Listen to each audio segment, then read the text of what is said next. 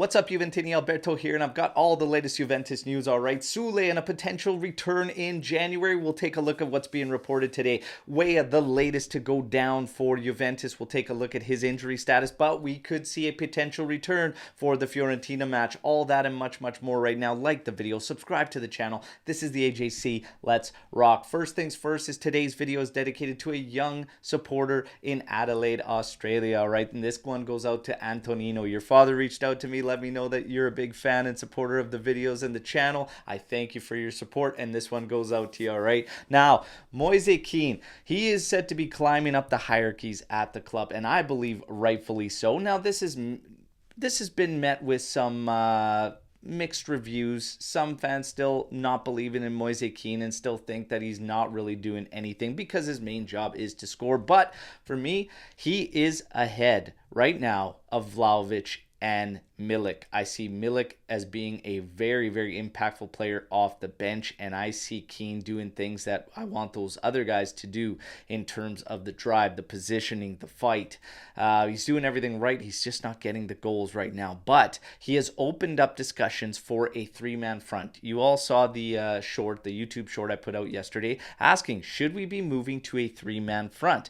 And this is a possibility with Kean. He did it at PSG playing on the wing, and he does it with the Azzurri. He's capable of playing anywhere across the front in a front man three.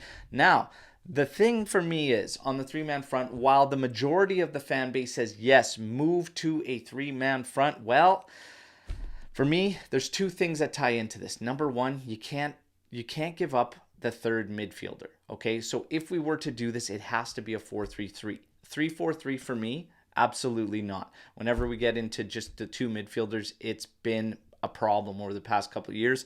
Got to keep three midfielders in there. Now, if we go to 4-3-3, my question mark comes at the back and mainly the fullbacks. I just don't know, but I don't know until I see it. We've switched into it in a couple of games, but I need to see it with some games that actually are being contested at the moment. Not games like against Verona when we went into this 4-3-3 kind of setup. We were all over them, and they were just desperately clinging for the draw. That's not really a true test of switching into a 4-3-3. So I need to see it. But the possibility is there, and you guys know I love to hear from you and what you think. But for me, if it ain't broke, don't fix it. Because right now we're on 5 clean sheets. We've only allowed 2 goals in 9 games. The only blip was a Sassuolo match. So for me, you don't separate that, and I leave that alone. I just think that Kean is ahead of Vlahovic and Milik right now, and I'd play Kean next to Chiesa in the next match. That's just me. Now, Danilo, he's recovering faster than anticipated. He could be back for that Fiorentina match. Should we immediately put him into the lineup? Well, I don't really know. Again, if it ain't broke, don't fix it. But he does have to get his reps in because he's going to be back for the Inter match. You'd have to think we definitely have to go. This guy is our capitano for the time being. But break it up. You could get him back against Cagliari, which is the match after Fiorentina, which is going to be obviously not as stiff or stern a test. For me, I'm fine either way, but right now these guys are cooking and they're doing good, and I'd probably integrate them against Cagliari.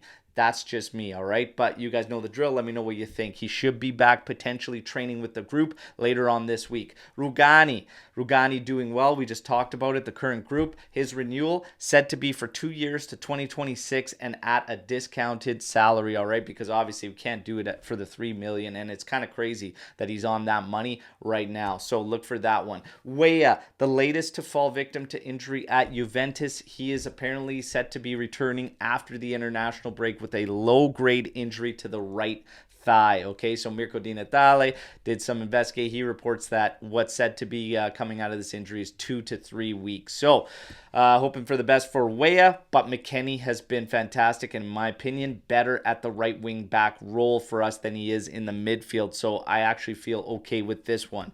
Soule set to be extended. Juve is trying to extend the player to 2028. This guy is ripping. He's ripping again this past weekend. 2 goals for Frosinone. I have no idea how they blew a 3-0 lead after the 78th minute to Ranieri's Cagliari, but they did.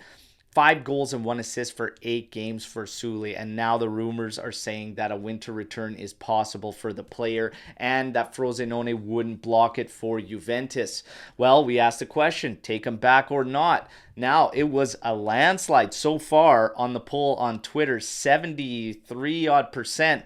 No, don't bring him back. Now, it may seem crazy to see a player with this kind of form right now who's red hot and say, no, we're not going to take him back. But to be honest, I actually agree with it. And the reason is, let him keep cooking. Let him keep doing his thing. For us right now, we don't play in the similar setup. I don't know if we are going to be switching setups and whatnot. And we still have question marks about other players on the roster that we need answers before we can figure out what we need to do with Soule. So for the time being, let him continue to progress. Let him cook where he's at. Get the extension done. Let's see in the summer. That's my 2 cents anyways, but you guys know the drill. I need to know if you had the capability of doing it. Are you pulling Soule back in the winter mercado? Let me know what you think about that. All the other news, all right? And let's mix it up in the comment section. I'll be back tomorrow with another update video. As always, fino alla fine. Forza Juve. Juve finishes the weekend